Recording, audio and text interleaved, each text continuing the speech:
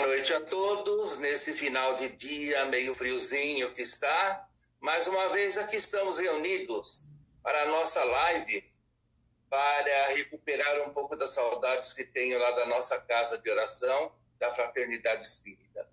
E de todas as casas de oração, vocês que estão nos ouvindo, por esse Brasil afora, como tantas pessoas hoje já estão nos conectando.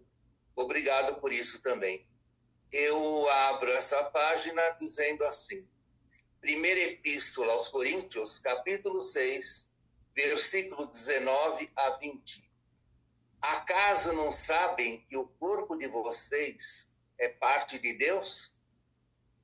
E ele habita em você, que lhes foi dado pelo Criador, e que vocês não são donos de vocês mesmos? Portanto, glorifiquem a Deus cuidando de seu corpo.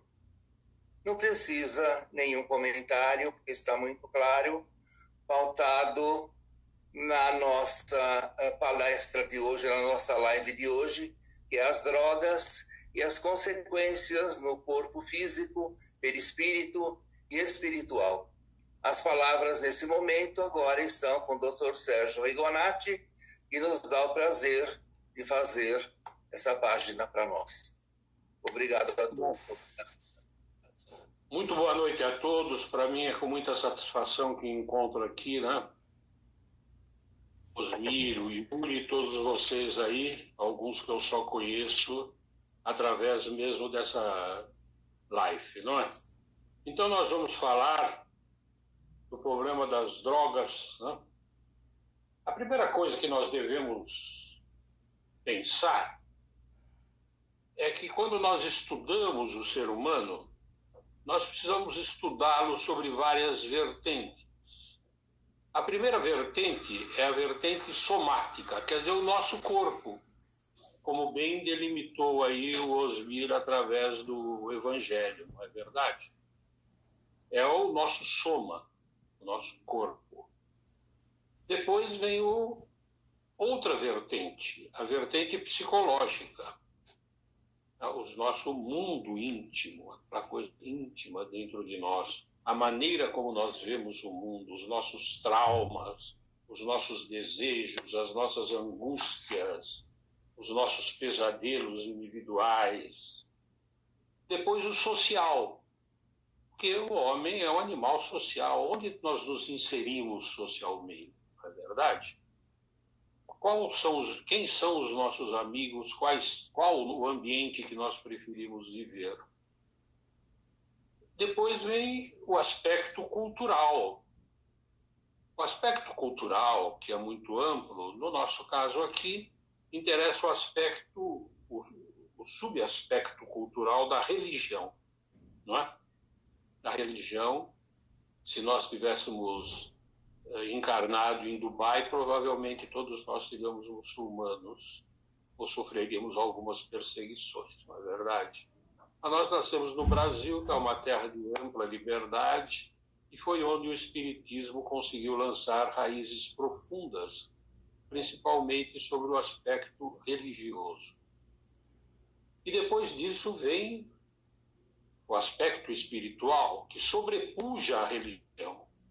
Vocês encontrarão espíritos altamente espiritualizados no budismo, no espiritismo, no catolicismo, os taoístas, nos muçulmanos, nos hindus, todos aqueles que conseguiram superar os aspectos ritualísticos de cada religião e realmente compreendem o amor universal, né? Vamos começar, então, a estudar essa problemática das drogas sobre o aspecto somático. O indivíduo que se habitua a drogas, por que ele faz isso? Porque o nosso cérebro, o nosso sistema nervoso central gosta de novas experiências, né? E ele é atraído por alterações da consciência, por alterações emocionais, e por alterações de comportamento, né? E alguns aspectos, né, foram muito importantes para que o homem adquirisse esse hábito de usar algumas drogas. Medicamentos, né? A medicina, os aspectos religiosos das drogas, aspectos culturais mesmo, e aspectos mesmo recreativos, né? Por exemplo, numa libação alcoólica, aí o jeito bebe para ficar alegre, feliz, falar bobagem, desanuviar. São todos os aspectos importantes, né? Agora, uma parcela importante da população, mas muito importante mesmo, apresenta uma série de prejuízos ligados ao quê? À procura, ao uso e às consequências decorridas do uso de drogas ilícitas, não é? Apesar de nós sabermos que o álcool, que é lícito, todo mundo bebe, também traz consequências razoavelmente importantes na vida de qualquer pessoa, né? E depois, então, nós temos a dependência química, condição médica, é uma condição médica de evolução crônica. Veja bem essa definição que a medicina faz. Condição médica de evolução crônica, caracterizada por recaídas frequentes. Então, quando nós vemos os prefeitos, os governadores procurando resolver problemas de drogas, aí das famosas cracolândias, e a gente vê que o resultado é muito precário, porque é difícil. Eu vou explicar para vocês por que é difícil. Não é má vontade, né? Eles fazem isso numa tentativa de fazer o melhor, mas nem sempre é possível em virtude das alterações cerebrais que as drogas conseguem fazer no nosso organismo no aspecto somático, certo?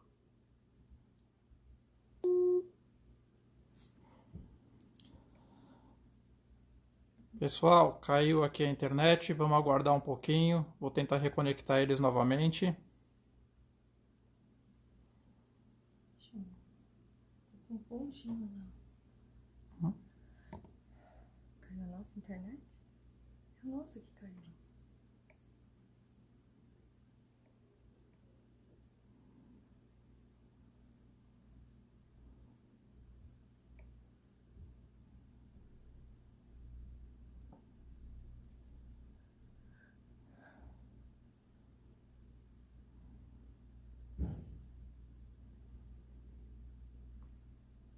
Só mais um momentinho, pessoal, que eu estou tentando conectar novamente aqui.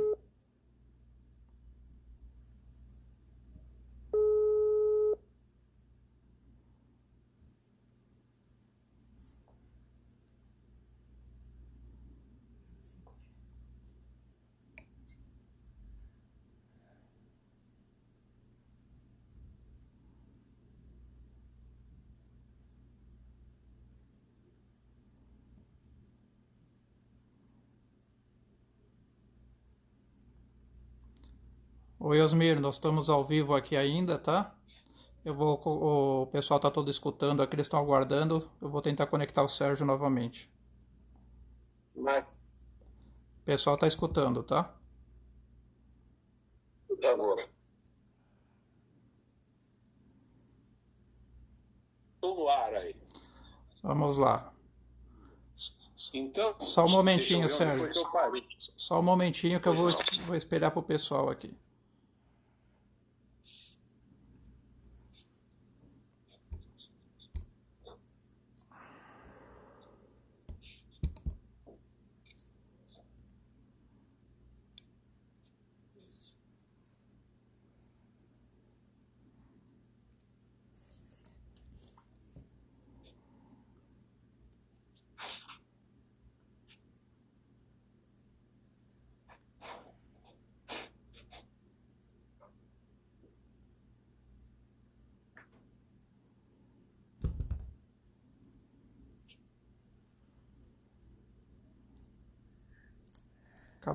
Acabou piscando a luz aqui e desconectou tudo.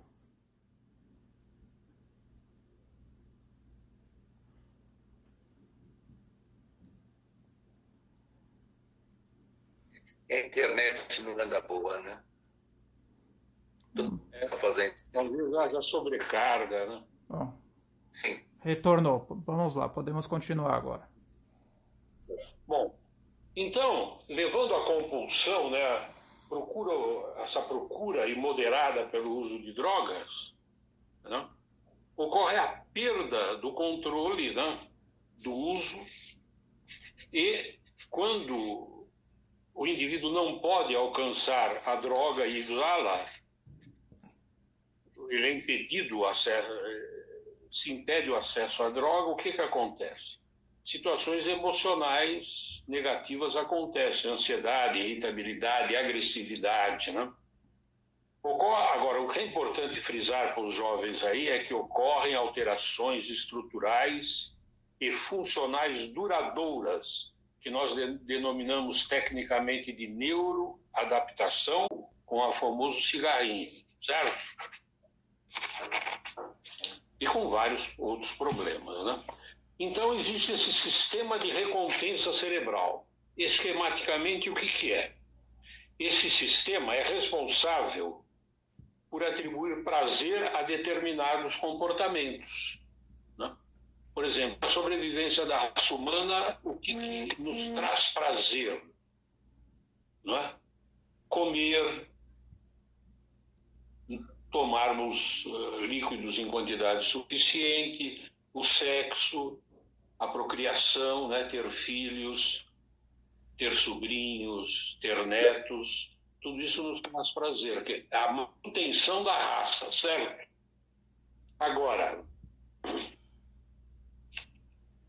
todas as drogas aditivas, que são várias, direto ou indiretamente, atingem o sistema de recompensa, atingem brutalmente, ainda o problema da dopamina também, que gera um certo prazer, né? E o que acontece?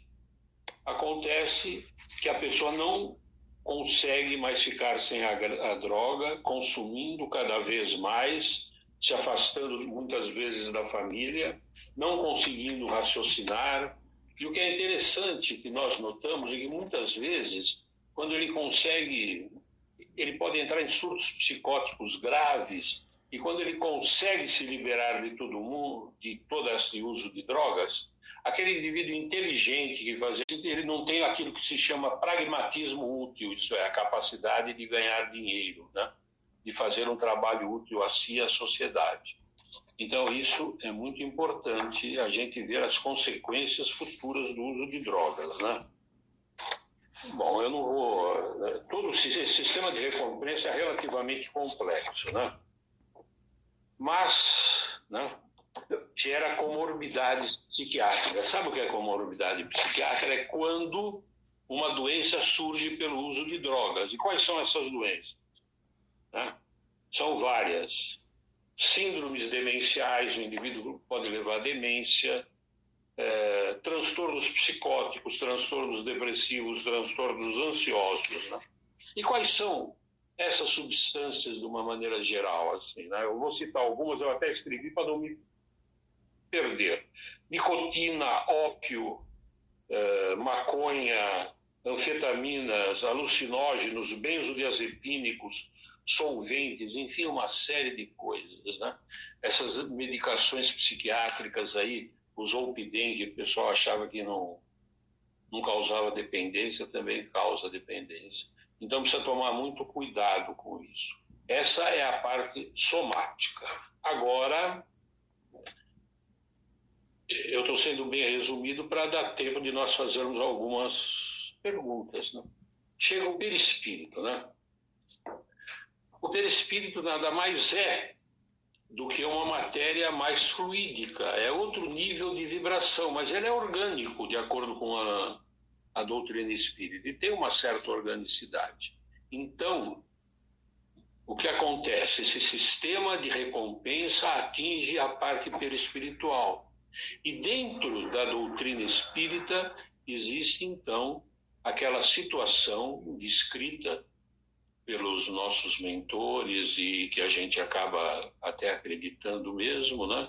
Porque quem lida com esses indivíduos sabe disso, que aqui o espírito que desencarna e que é viciado, ele, vamos dizer assim, de uma maneira simples, ele se aproxima de outro viciado e suga aqueles efeitos deletérios da droga. Mas não só isso, suga também a energia vital. Então o indivíduo se torna um perfeito mulambo vivo, como vocês veem nas fotos. Então o perispírito, o cérebro perispiritual é atingido. Você vê a gravidade do fato. E acaba com a vontade. A vontade pertence a níveis superiores perispirituais, ligados a outros corpos que nós não estudamos no Espiritismo, mas mina a vontade. O indivíduo não tem mais vontade, não tem aquela força de vontade para suplantar o vício, levando-o aqui, levando a reencarnações dolorosas, a situações muito dramáticas, porque atinge o cérebro material, o cérebro perispiritual, e depois, para ele se livrar disso, ele precisa sofrer com as mais variadas limitações somáticas, e quem vai decidir isso são os espíritos responsáveis pela reencarnação, que são especialistas nisso, né?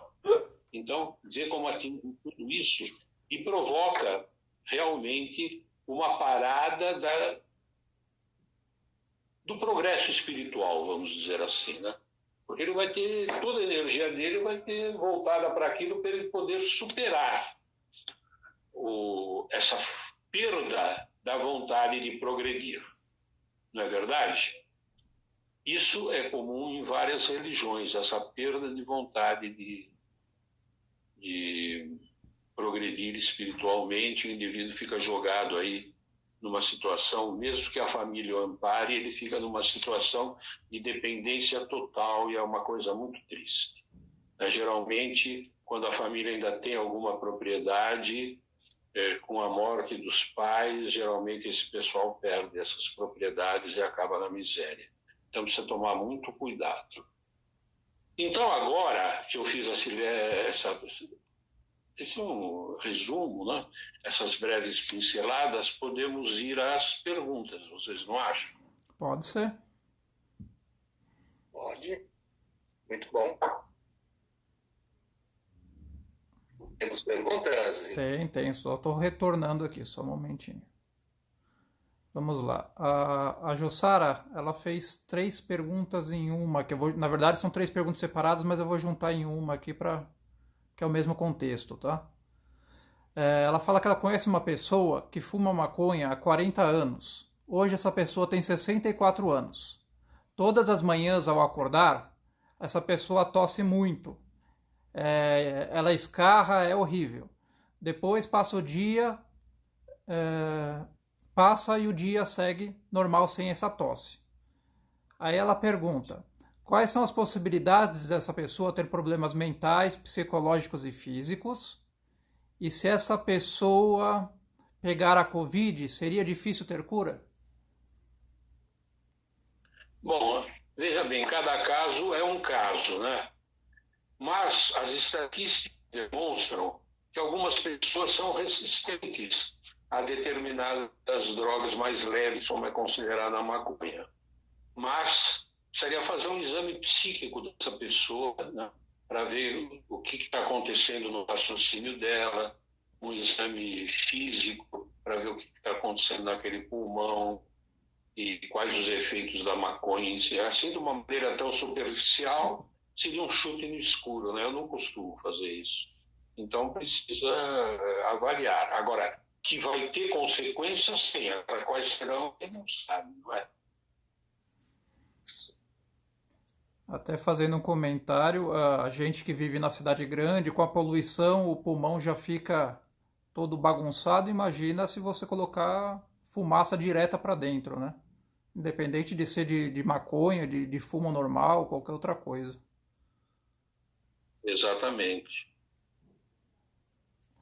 A Vitória, ela pergunta: todo viciado tem um obsessor ao seu lado? Muitas vezes, para não dizer na totalidade das vezes, tem. Porque a pessoa se transforma num fornecedor vivo, né? Num caneco vivo de fluidos deletérios. E para eles isso é importante. E por isso que durante um bom período de tempo, esse pessoal, apesar de dormir na rua, tomar sereno, eles não pegam doença, sabe? Porque muitas vezes esse indivíduo aí precisa manter, como tem boa afinidade fluídica, o caneco dele vivo por um bom tempo aí, para ele ainda continuar usufruindo as coisas. Assim nos dizem nossos instrutores. A gente pode pegar como exemplo, Sérgio, aí vai um questionamento meu. O caso que a gente vê aí da Cracolândia, que a gente vê aquele monte de gente ali junto, e eles falam que teoricamente não morreu ninguém de Covid ainda, ou enfim, esse tipo de coisa? Pode ser um exemplo, sem dúvida.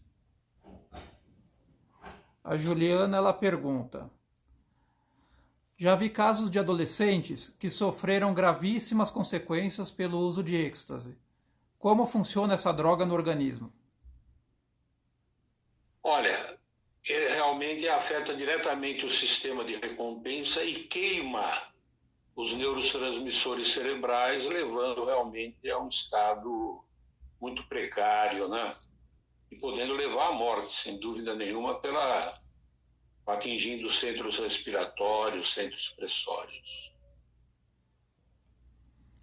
Mas, basicamente, são queima dos neurotransmissores cerebrais. A Kátia, ela fala: a pessoa que tem um vício pode se curar em apenas uma encarnação? Depende, né? Depende. É difícil, mas depende, cada caso é um caso, né? Vejam bem, nós temos exemplos aí de pessoas que passam por momentos muito lastimáveis, com doenças incuráveis, porque foi opção deles de queimar muita coisa numa encarnação só. Aí depende dos planos que essa pessoa, juntamente com seus protetores espirituais, e vamos dizer assim, com aqueles responsáveis pela encarnação, delineiam, né? Tudo é possível. Tudo é possível. Até o caso, por exemplo, eu falo, agora eu não consigo vencer esse meu defeito, eu gostaria de ter uma encarnação de repouso para estudar mais, me fortificar mais, para depois pagar. Pode acontecer também. Entendi. Uma pausada de novo aí, voltou. Por enquanto as perguntas são essas. O pessoal acho que tá com frio igual outro dia lá para pôr a mão para fora do cobertor, viu? Vamos lá, Então, tem o seguinte, Emmanuel, deixa eu falar uma coisa agora do ponto de vista espiritual. Ele é muito claro, numa das passagens dele, ele fala da caridade primordial. É o comentário de um versículo, que eu não sou bom para decorar de versículo, né?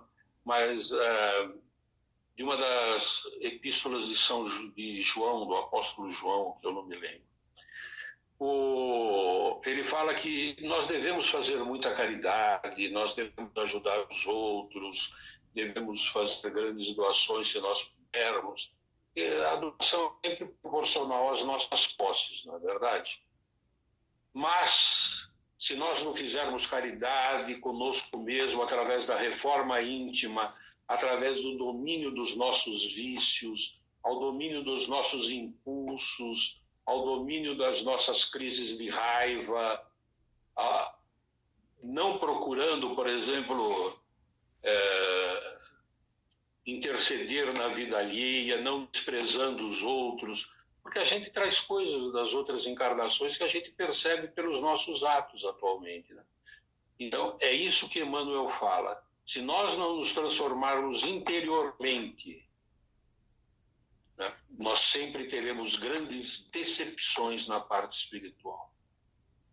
Eu vou selecionar isso e passar para o Osmir para depois ele distribuir, se for o caso.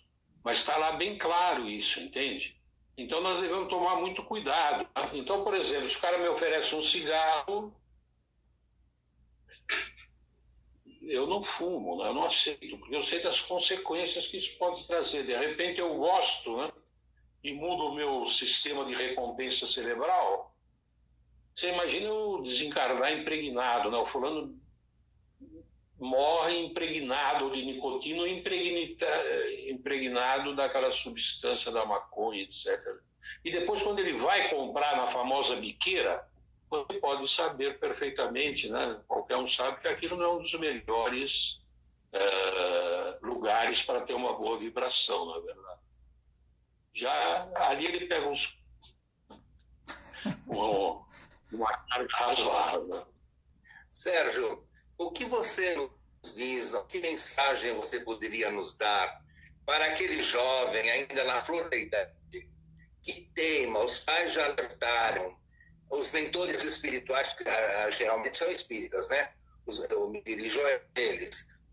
Os mentores espirituais já alertaram, os médicos já alertaram o quão negativo é ter, eu como maconha, mas maconha natural, a maconha medicinal, porque se falam hoje, né, sem cultura nenhuma.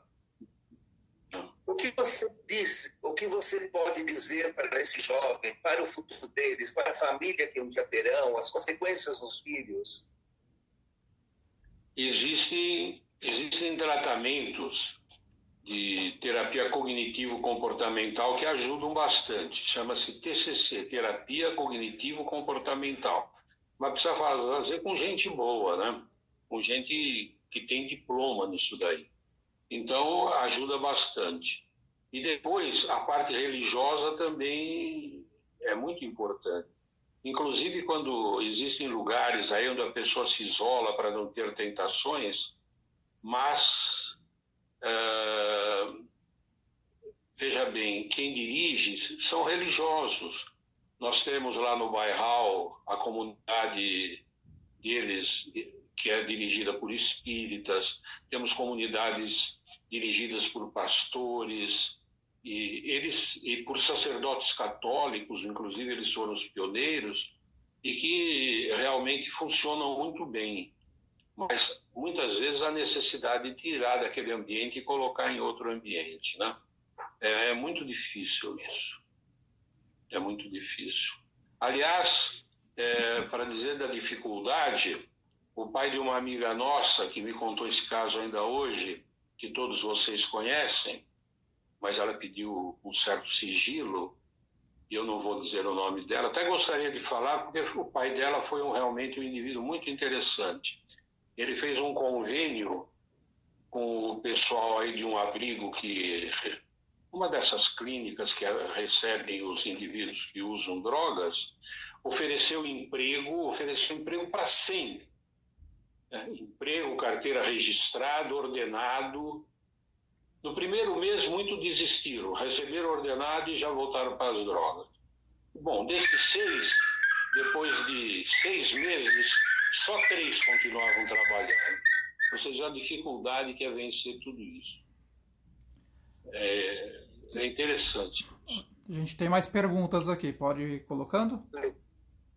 Deixa eu só fazer uma pergunta. Então, eu ainda aclarando, esse jovem de hoje que não pensa, um dia eles vão ter filhos, vão casar, vão constituir família. Isso pode ter consequência nos seus filhos? Pode ter consequências porque eles ficam num nível de vibração muito baixo e atraem os espíritos que vão se encarnar ali, né? Aí é um problema. Exatamente. É um problema.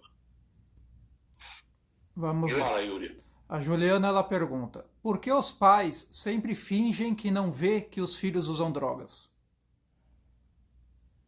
Eles fingem porque não querem assumir. Aliás, eu tenho um caso muito interessante em que o pai jura que o filho não usa drogas. Ele jura. Mas todo mundo sabe que o moleque não usa drogas. Isso que é interessante, né? E é um cara muito inteligente. Ele faz uns negócios para transportar, uns objetos para transportar droga que você olha e você não acredita de ver que era um objeto, vamos dizer assim, inocente, mas não é tão inocente assim. Dali dentro ele sabe ocultar bem as coisas, de nós que somos leigos, né? Mas quando a polícia abate, a polícia conhece essas coisas. E aí, acaba a cadeia. Mas essa atitude os pais ocultam muito. essa atitude dos pais pode até ser um próprio dispositivo deles para eles próprios se protegerem, né? Eles, sabe como é? Assumir que tem um filho desse tipo assim é meio difícil, sabe? Socialmente falando. Vamos lá. O Olair ele pergunta: o vício tem cura? Tem, eu assisti muito, eu conheço muitas pessoas que se livraram do vício. A duras penas, hein? Foi sacrificial, foi difícil, se isolaram, fizeram tratamentos realmente relativamente dispendiosos. Às vezes não, às vezes nem dependendo de tanto, mas com força de vontade. Nós conhecemos um elemento aqui, inclusive dos primórdios do Mensageiros da Paz, que aconteceu o seguinte com ele. Ele era um fumante inveterado, né? E aí a Corina Antunes, ela recebeu pelo o nosso protetor na época, que era o José Cavalcante, e deu uma ordem: você vai fazer uma palestra contra o fumo. E ele tinha uma coleção de fumo, porque ele trabalhava numa agência internacional e recebia fumo do Egito, cachimbos lá da Inglaterra, papapá, e tudo mais. E então ele falou: bom, mas eu fumo, como é que eu vou fazer um discurso contra o fumo? Aí ele pediu tempo e demorou um mês, aliás, um ano, para ele dominar tudo isso, fumar os fuminhos prediletos dele lá, que vinham de todas as partes do mundo. E aí ele nunca mais fumou. Aí ele fez a palestra dele. Mas você vê como a religião ajuda, hein? A parte religiosa, é por isso que todas essas clínicas aí têm um fundamento religioso. Aí eu queria fazer uma coisa, aproveitar para o pessoal que está ouvindo. Se essa clínica não tiver um médico de plantão, não internem a pessoa lá, porque tem ocorrido mortes e, aliás, o Luiz Felipe é o cara que faz os laudos. Então, os laudos processuais que correm nos departamentos especializados. Então, muito cuidado. Nada de internando na primeira clínica. Precisa fazer uma averiguação nessa clínica realmente tem os meios de tratar. Ok. O Joe Aiziraki, ele pergunta: como funcionaria a ação do obsessor interferindo diretamente na saúde do viciado para que se mantenha junto ao mesmo? É uma questão de afinidade, é só ler um problema de afinidade vibratória. E aí ele entra influencia o sistema de recompensa, o indivíduo tem vontade. Eu me lembro que eu conheci um indivíduo muito inteligente, realmente, muitíssimo inteligente. Mas o obsessor dele era um fulano interessante. Ele fazia esse indivíduo sentir um cheiro de perfume todo especial lá, que, como eu não sou especialista em perfume, eu nem gravei o nome. Quando ele sentia aquilo, não tinha outra. Ele começava a usar cocaína e quando ele acordava já estava dentro do hospital. Entendi. Precisa tomar cuidado. A Sandra ela pergunta: qual a diferença de maconha com outras drogas sintéticas? Vamos ver, agora foi a internet do Sérgio que deu um probleminha lá. Vamos esperar um pouquinho. Pronto, Voltando.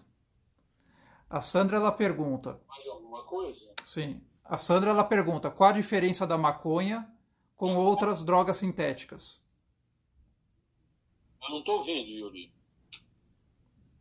Tá escutando agora?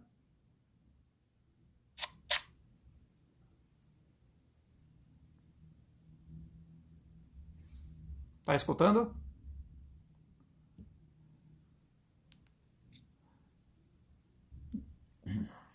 Hoje está um pouquinho complicada a ligação aqui. Desliga, Sérgio. Olha, agora estou ouvindo. Vamos lá, então. Desligo? Não, só o seu vídeo aí. Desligo. Não precisa desligar, não. Só esse ícone embaixo da bolinha vermelha, aí você aperta ele.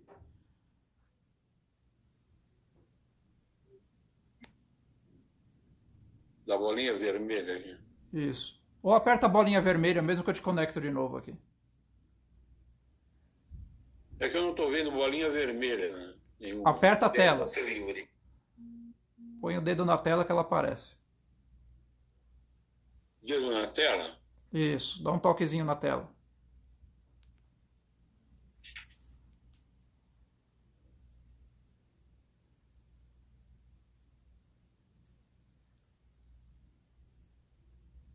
Ah, apareceu. Isso. Tem um íconezinho embaixo da bolinha vermelha. Clica nele.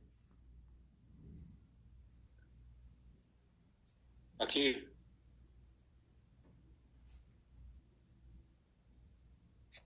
Agora eu não sei. Tem uma câmerazinha embaixo Uma da... bolinha vermelha. Aperta a bolinha vermelha aí que eu te conecto de novo.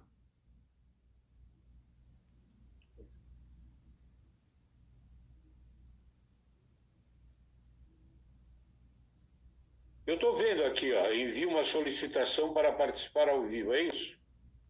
Não, não. Agora eu estou te ouvindo. Pessoal, eu vou precisar Agora desconectar. Eu vou desconectar eles aí e vou conectar de novo. Osmir, desliga o seu também, por favor. Desligo. Pode desligar. Eu vou ligar novamente.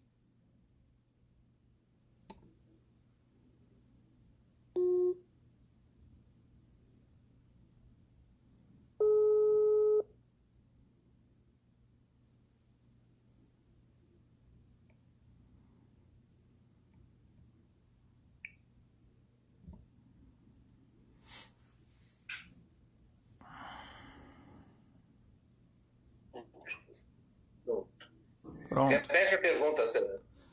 Vamos lá. A Sandra ela pergunta a diferença da maconha para as drogas sintéticas.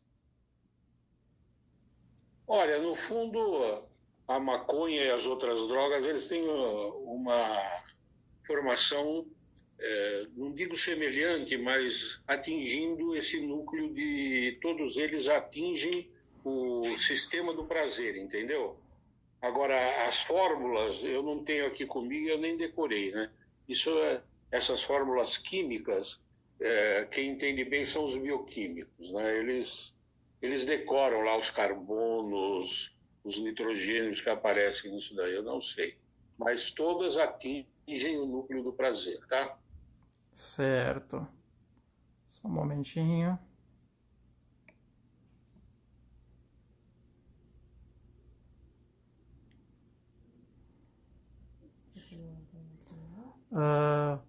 Pessoal, tá sem o vídeo aí para vocês, mas desculpa a nossa falha aí, mas tá coisa que foge ao nosso. Mas eu já estou restabelecendo.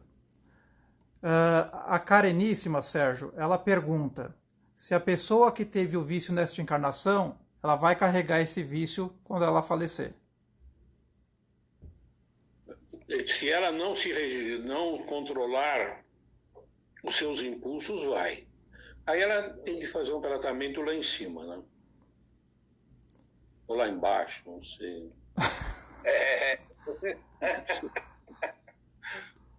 Aí depende da pessoa, né? É verdade. Vamos lá. E ela continua uma segunda pergunta agora. A pessoa carregará o vício ou essa tendência para a próxima encarnação? Pode ser que sim. A grande maioria tem essa tendência e precisa dominar, né? Certo. A Priscila, ela O pergunta. professor Pacheco Silva, um instante só, o professor Pacheco Silva denominava essas pessoas que tinham essa tendência de os predestinados. Quer dizer, indivíduo que tinha essa predisposição para usar o vício e que precisava tratar-se, né? Qual é a outra pergunta? Voltamos agora com a imagem. Vamos lá. A Priscila, ela pergunta. A droga leva à depressão ou A tua vice-versa? voz sumiu, Yuri. Oi? A sua voz sumiu. Tá escutando? Não? Alô?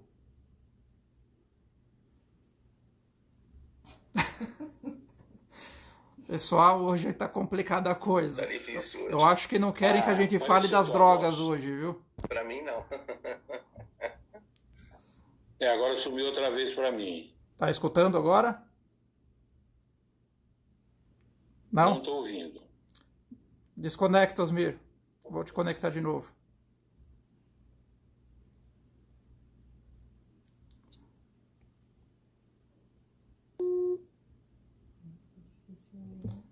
Hoje está um pouquinho complicado, pessoal. A gente pede desculpas, mas não é por nossa vontade. O negócio tá complicado hoje. De qualquer forma, eu vou ver com ele. Se não der tempo hoje, a gente refaz esse resto de palestra para a semana que vem. Pronto, agora você Oi. derrubou o Sérgio. Sim, não tem jeito. Eu tenho que recuperar as três ligações aqui. Estou falando para o pessoal, caso a gente não consiga terminar essa palestra hoje, a gente termina no próximo, caso seja autorizado, né? Na sexta-feira. Isso. Tá escutando agora, Sérgio? Pô, Então vamos lá, vamos ver se a gente consegue terminar isso daqui. A Priscila ela pergunta: a droga leva à depressão ou vice-versa? E pode ter como consequência o suicídio? pode sim, pode levar à depressão e ao suicídio, não tenha dúvida. O Felipe ele pergunta: em algumas tribos o uso da droga é utilizado em alguns rituais. A droga afeta o corpo e perispírito desses indivíduos, assim como prejudicaria das pessoas fora dessas tribos? Olha, veja bem, isso é muito interessante, porque fala então dos rituais religiosos, né? Que eu coloquei logo no começo. Realmente, por exemplo, os índios usavam o tabaco, mas não para fumar toda hora, durante os rituais religiosos, entende? Os índios norte-americanos também, é muito interessante isso, porque eles fumavam o cachimbo da paz. Então, esses rituais religiosos, como é uma coisa esporádica, não é todo dia que se faz, né? Era outro tipo, eles usavam ritualisticamente durante um momento do ritual e pronto. Certo. Aliás, nós não devemos desprezar essa medicina indígena, essa medicina mais rústica, é muito interessante.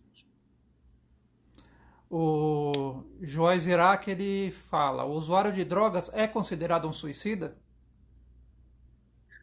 É um suicida lento, mas é um suicida. O alcoólatra também, porque ele vai se matando gradativamente, não é?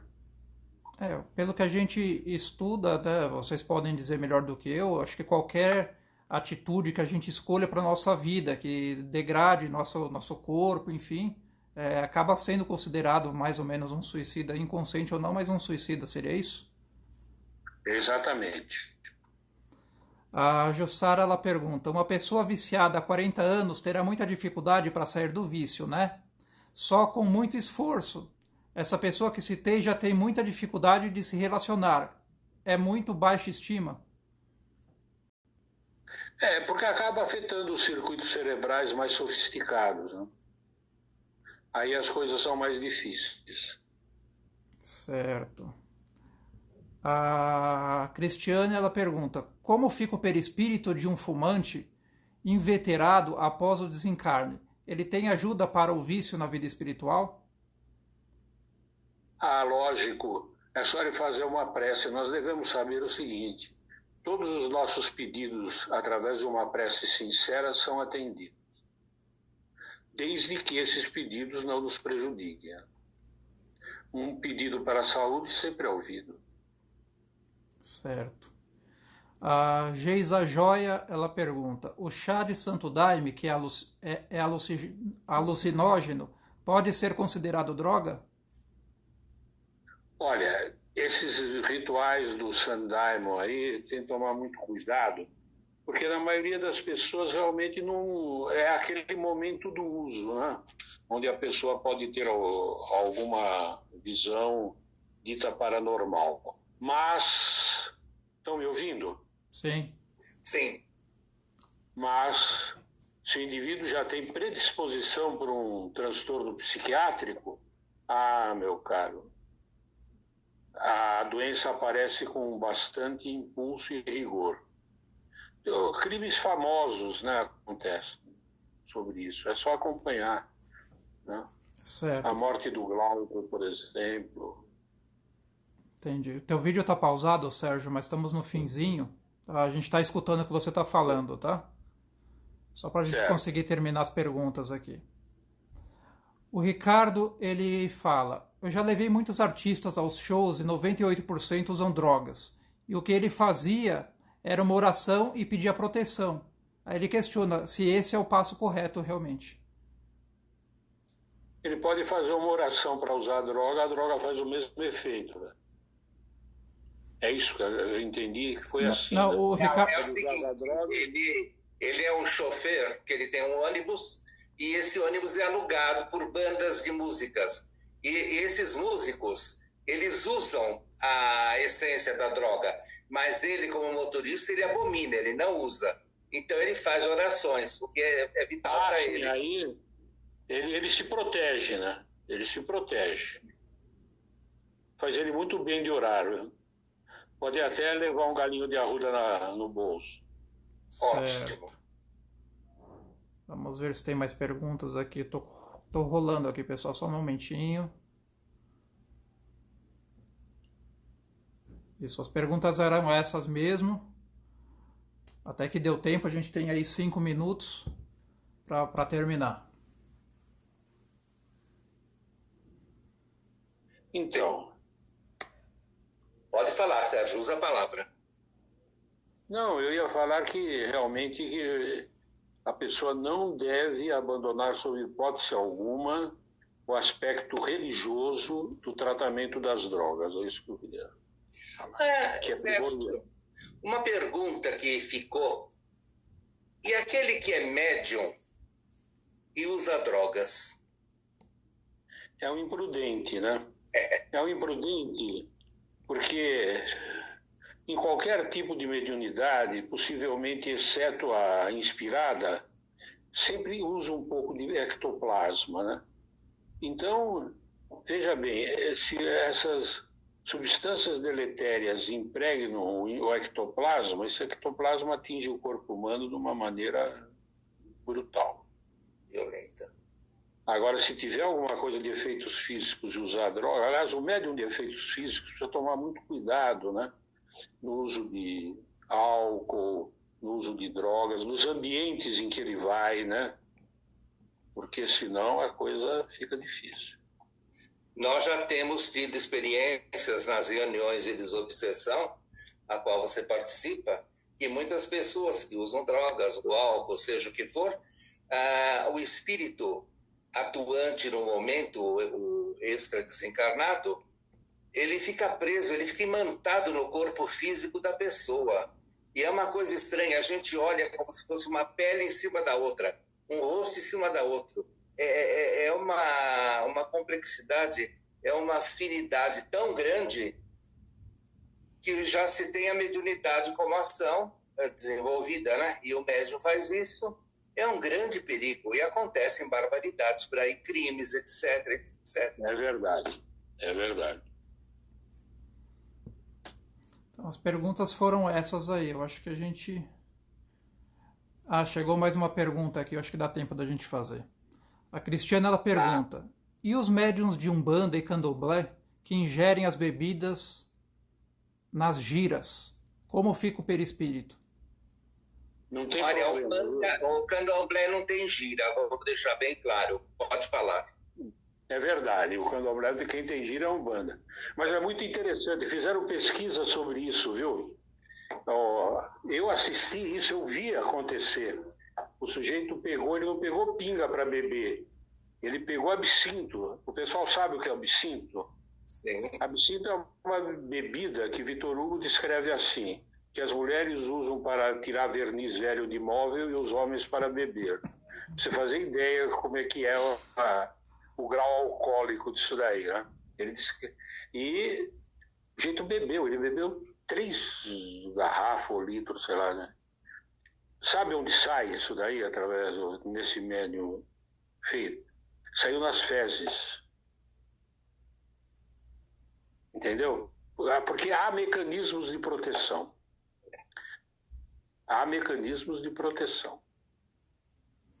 Engraçado que numa dessas situações, esse médium bebeu, e o outro, que era um médium normal, falou, não, eu vou beber junto com você. Bom, o cara precisou ir para o hospital. Esse outro aí. Ele não aconteceu nada. Então, há mecanismos de proteção. Perfeito. Eram essas as perguntas. Acho que agora a gente já pode ir encerrando. Bom, para mim eu agradeço o convite, foi muito bom. É sempre assim, né? Aliás, eu devo dizer que gostei imensamente das últimas palestras, né? O nosso amigo mineiro. Falcone. Né? Acho que nós poderemos voltar a discutir, inclusive, mais sobre o karma, futuramente, tudo. São temas interessantes. Sim. Então, agradeço o convite. Obrigado. Yuri? Vamos lá. Queria agradecer a todos novamente aí pela presença.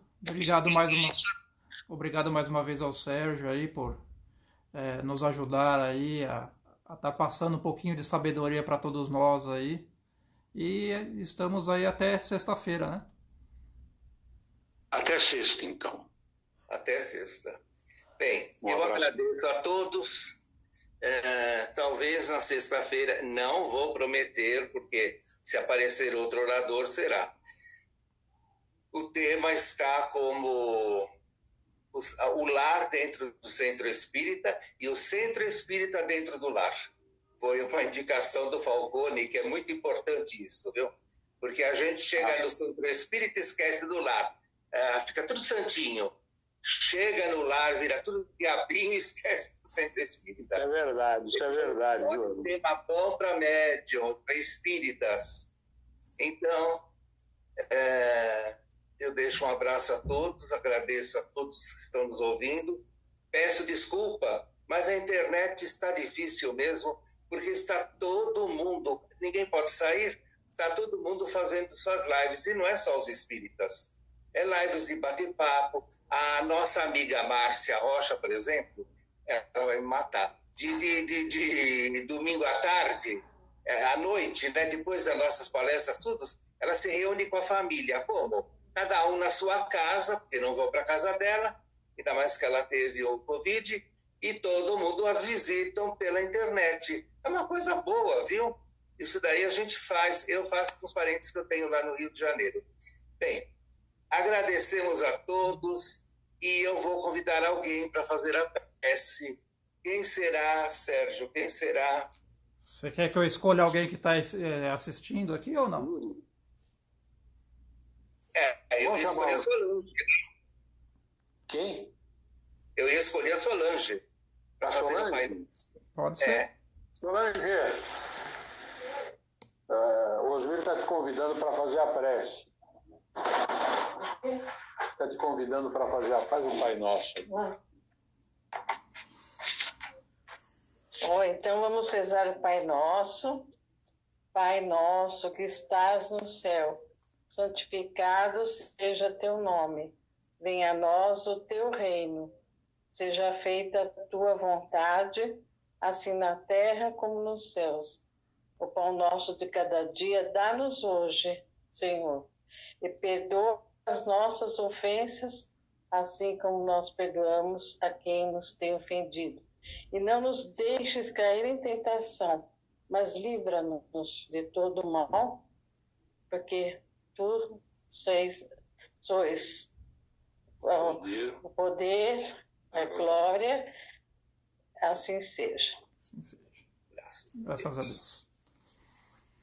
Em nome de Deus, Cristo e caridade, boa noite a todos, uma feliz noite. Boa noite, Yuri, boa noite, Solange, Sérgio.